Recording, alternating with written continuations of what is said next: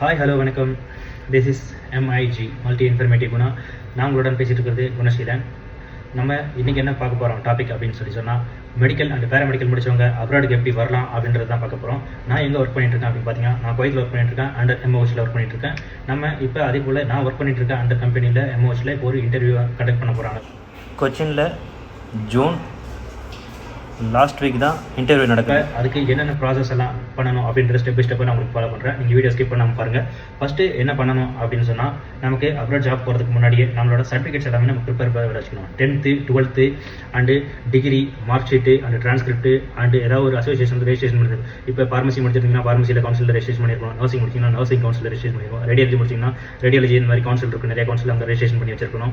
அது முடிச்சுட்டு basic life support, நம்ம மெடிக்கல் பேராமெடிக்கல் முடிச்சவங்க பேசிக் லைஃப் சப்போர்ட் இந்த மாதிரி சர்டிஃபிகேட் வச்சுக்கணும். அதே போல் எக்ஸ்பீரியன்ஸ் மினிமம் 2 years இந்த அப்ராட் வரணும் அப்படின்னா 2 yearsக்கு எக்ஸ்பீரியன்ஸ் சர்டிஃபிகேட் ரெடி பண்ணி வச்சிருக்கணும். பாஸ்போர்ட் கண்டிப்பாக எல்லாருமே எடுத்து வச்சிருக்கணும். அதுக்கப்புறம் ஃபோட்டோஸ் எல்லாமே எடுத்து வச்சுக்கணும். எல்லாமே வந்து நம்ம இந்த டாக்குமெண்ட்ஸ் எல்லாமே வந்து ஒரு ஸ்கேன் காப்பி PDF-ஆவோ அண்டு ஃபோட்டோ காப்பியாவோ இது எல்லாமே நம்ம ரெடி பண்ணி வச்சுக்கணும். இப்போ இன்டர்வியூ யார் கண்டக்ட் பண்ணுறாங்க அப்படின்னு சொல்லி பார்க்கலாம். நிறைய ஏஜென்சிஸ் த்ரோ இந்த மாதிரி பண்ணுவாங்க. இந்த மாதிரி இன்டர்வியூ ஃபஸ்ட்டு என்ன பண்ணுறாங்க அப்படின்னா, ஃபஸ்ட்டு இன்டர்வியூ கண்டக்ட் பண்ணுவாங்க.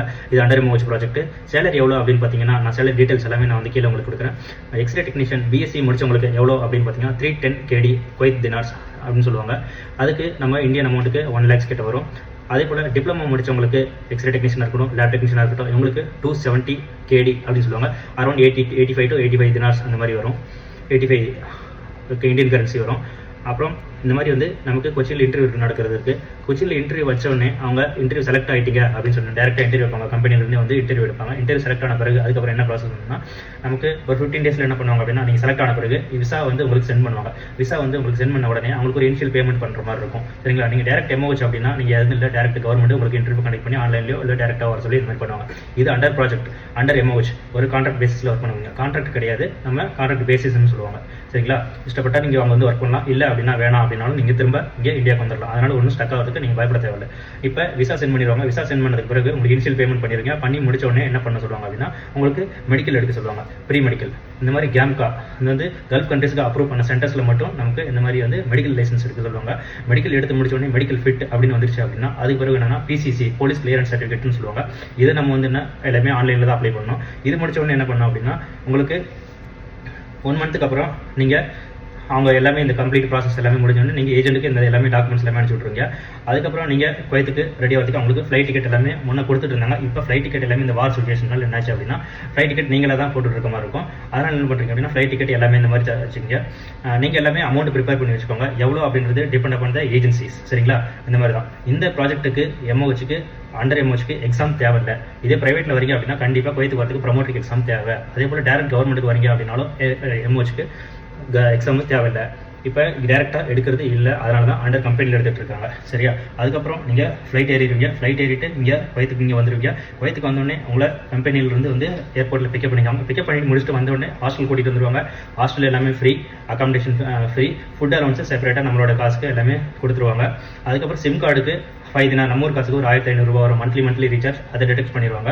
அதுக்கப்புறம் டியூட்டி ஹவர்ஸ்லாம் எப்படி இருக்கும் அப்படின்னா, 1 month எல்லாமே இங்கே வந்த பிறகு என்ன பண்ணுவாங்கன்னா, மெடிக்கல் எடுப்பாங்க. திரும்ப நீங்கள் ஃபிட்டாக இருக்கீங்களா அப்படின்னு சொல்லி மெடிக்கல் எடுப்பாங்க. மெடிக்கல் எடுத்து முடிச்ச உடனே அதுக்கப்புறம் 1 month நமக்கு இங்கே ஒரு சில ப்ராசஸ் இருக்கும். நமக்கு வந்து போலீஸ் ஸ்டேஷனில் போயிட்டு வெரிஃபிகேஷன்ஸ்லாம் நடக்கும். நம்ம மேலே ஏதாவது கேஸ் இருக்கா அப்படின்றது, நம்மளோட லைசன்ஸ் நம்ம ஊரில் எப்படி ஆதார் கார்டு எடுக்கிறோங்களோ அதே போல் இங்கே உள்ள எல்லாமே இருக்கும். அதுக்கு பிறகு நம்ம இங்கே வெளியே எங்கேயாவது போகணும் அப்படின்னா இங்கே ஒரு லைசன்ஸ் வேணும் இல்லையா? அது மாதிரி இங்கே வந்து நமக்கு டெம்பரரியாக வந்து வெளியே போகிறதுக்காக நமக்கு வந்து ஒரு பேப்பர் கொடுப்பாங்க. அதை வச்சுட்டு வெளியே போகலாம். அப்புறம் என்னன்னா, ஒரு 1 or 2 month நமக்கு சிவில் ஐடி வந்துடும். அந்த சிவில் ஐடி வந்த பிறகு நம்ம எங்கே வேணா போகலாம். இன்கேஸ் வெளியே இருக்கும்போது என்ன போலீஸ் ஏதாவது என்கொயரி பண்ணுவாங்க, அது பிடிப்பாங்க. அதுக்காக தான் வந்து இந்த சிவில் ஐடின்றது. சிவில் ஐடி வந்து நம்ம இதுக்கு அப்படி.